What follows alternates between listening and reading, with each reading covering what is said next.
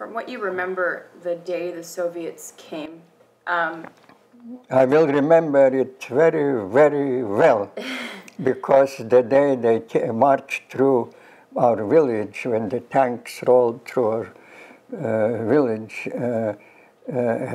dusty road, a few days before, my older brother had given me a present, a still camera. So, of course, this is what an event, you know, the army is marching. So I ran to the road with my camera to take my first picture of my life. Click, and then the soldier, one of their captains, somebody higher, runs to me, grabs the camera out of my hand, pulls out the film, throws it on the ground, and rubs it in to the road sand dust with his boot.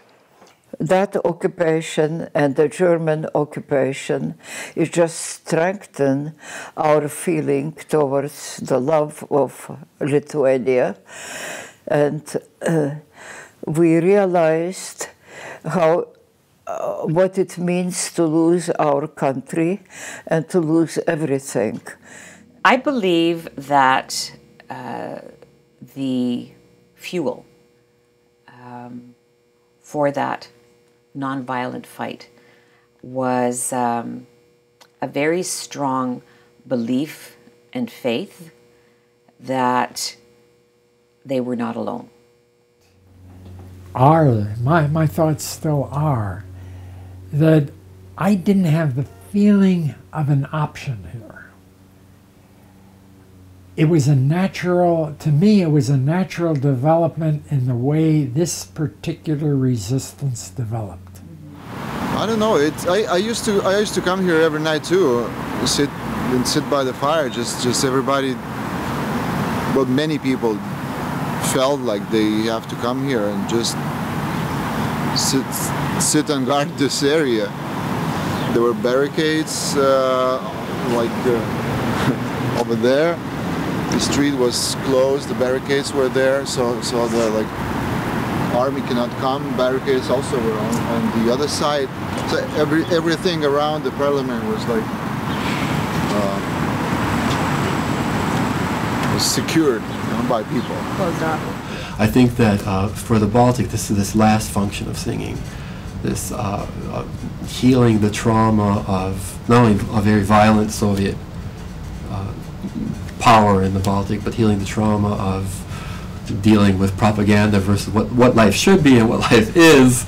All of these things, one way. It's not an escape, but it's a way of calming the brain, or calming a mind, calming a person. That this singing does this for people. There might be 2 or 3 factors.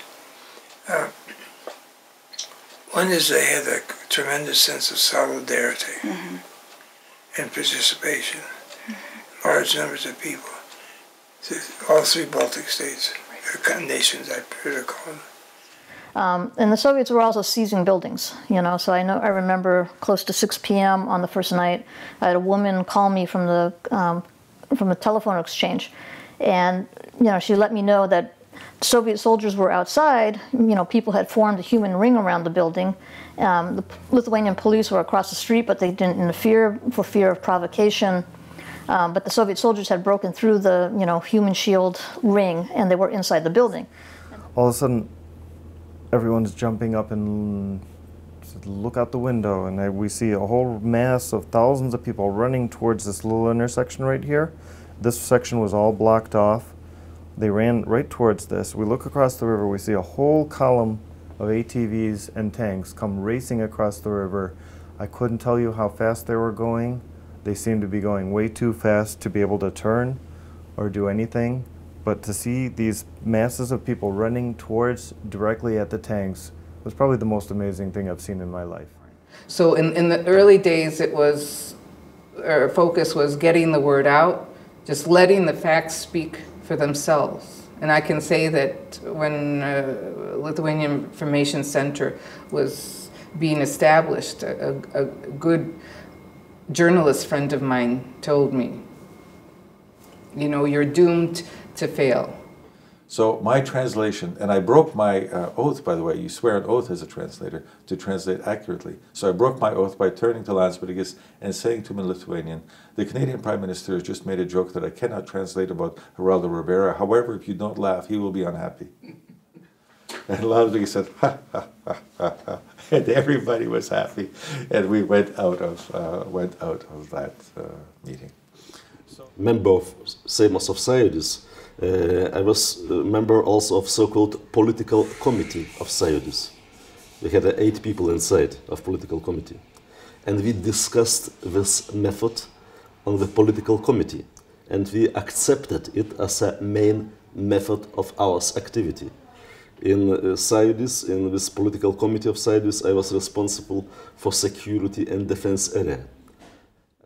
And the proposal was to not build up very great, broad organization over all Lithuania, but to stay as a wise advisors for them.